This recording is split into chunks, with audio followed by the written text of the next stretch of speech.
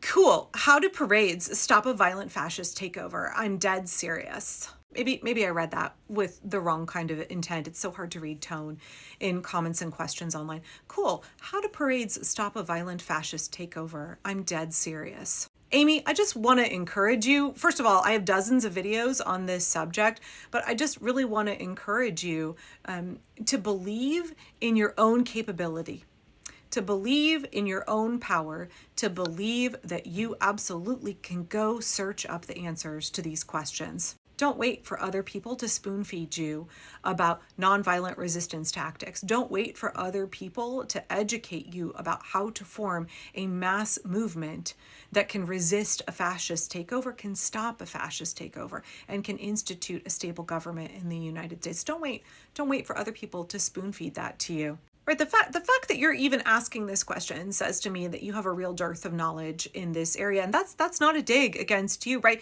Because most Americans are fighting fascism for the first time. It would make sense that we don't actually know, the average American doesn't actually know a lot about this work and has not had the time nor the inclination to become educated. Being ignorant is just a state of being, right? It's not something that has a negative connotation. It just means that you don't know yet. When I see people leaving comments like this, first of all, no, King's Day was not a parade. I understand why y'all use terms like this. But when you leave questions like this, how do marches stop a violent fascist takeover? I'm dead serious. I used to get upset. I used to be like, okay, this is obviously sea lioning, or this is somebody who has no intent, no interest in actually stopping fascism. They just want to be really judgy against people who use tactics that are not sexy enough for them, right?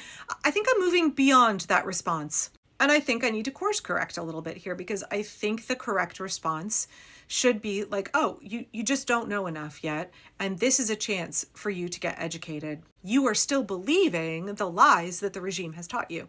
Of course, they want you to think that nonviolent direct action doesn't work. Of course, they want you to think that coordinated mass movements of regular, everyday Americans won't stop them. Of course, you have been indoctrinated to believe all of that.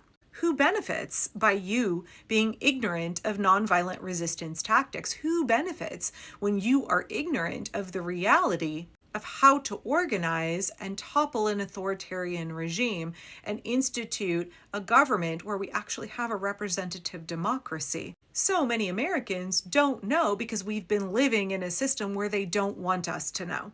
So I need to be less judgmental of people who leave comments like this, people who are speaking out of their ignorance, because they have been led to believe a number of lies and myths about resistance work. And honestly, like, no hate, because I'm somebody who maybe had a little bit of a different view for quite a long time, because our culture has fed us these images and these false narratives about what is sexy, what is cinematic, what makes for a movie version of effective resistance. And I just didn't know enough, and it required me getting educated. And I'm still in that process. I have so much to learn. I think the vast majority of Americans need to have a position of humility, a posture of learning, because we have to build skills and we have to gain knowledge and get educated very, very, very quickly right now. And so in that spirit of wanting to help other Americans who are angry and scared right now and don't know enough yet to feel empowered and to get plugged in and engaged in resistance work, the first one is this book, From Dictatorship to Democracy, A Conceptual Framework for Liberation by Gene Sharp. It's very small. This is the newest edition. I just bought a fresh copy of it. I've talked up Gene Sharp in the past, but some of his books are like this big. If you're watching this on YouTube, I will have links. A number of his books can be downloaded for free. PDFs are available for free on the internet, and I'll have some links. But this, well worth the $11 I think I spent on this book at Powell's, From Dictatorship to Democracy by Gene Sharp. And then I also just picked up this book, and I have yet to read it, but it came highly recommended by two organizers, activists that I respect very, very much. It's entitled Blueprint for Revolution. Let me read you the subtitle here. How to use rice pudding, Lego men, and other nonviolent techniques to galvanize communities, overthrow dictators, or simply change the world.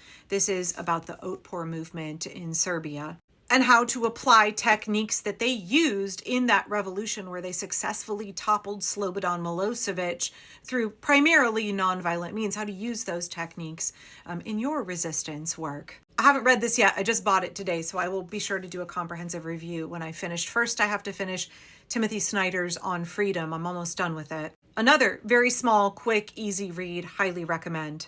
We have a lot of false preconceived notions about how to effectively resist authoritarians, and that makes a lot of sense considering the country that we live in and the vested interest they have had in keeping us ignorant. So we get to get educated now. We get to learn an awful lot really quickly.